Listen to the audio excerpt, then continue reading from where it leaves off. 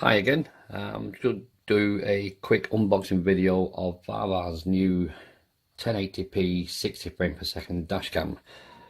Comes in a nice tidy box, as most tend to do nowadays. Inside the box, 3 sections of it, and we'll have a look at what each one contains in a moment. 1, 2, 3. Box number 3 contains your cabling. Have a look inside of there.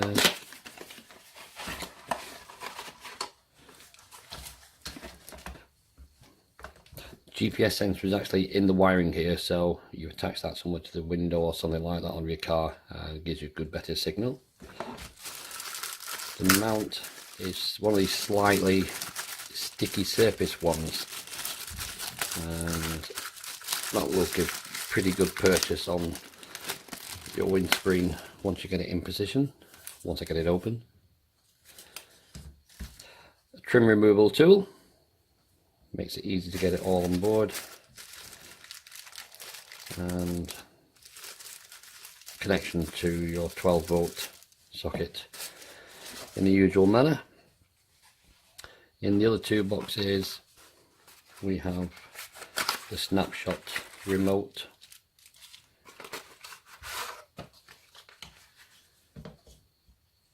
which allows you to capture incidents on camera. I think it gives 20-second videos for the moment that you press that. Nice feature. Cable tied is in there as well, and of course the most important thing probably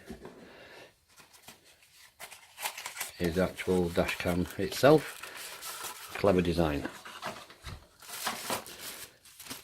It's a circular shape, totally different from probably anything else you've ever seen before, and what you do have on this is a magnetic mount, very strong, so once that's on your windscreen you can actually rotate it 360 degrees, cable allowing of course, 360 degrees in any direction. So if you want to record inside the vehicle as well as outside the vehicle, all you need to do is turn the actual cam itself. You can tilt it at various angles too. Probably the best way to get that sorted out than see the vision is if you have the live app running, which gives you video scenes on your mobile phone. Lens is covered on the front by a bit of blue plastic, of course, to keep it safe, and on this side you've got the cover, pull that back, and the slot there for your memory card.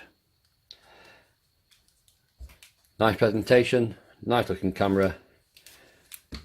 That's the new Vava. Let's go and give it a go, shall we?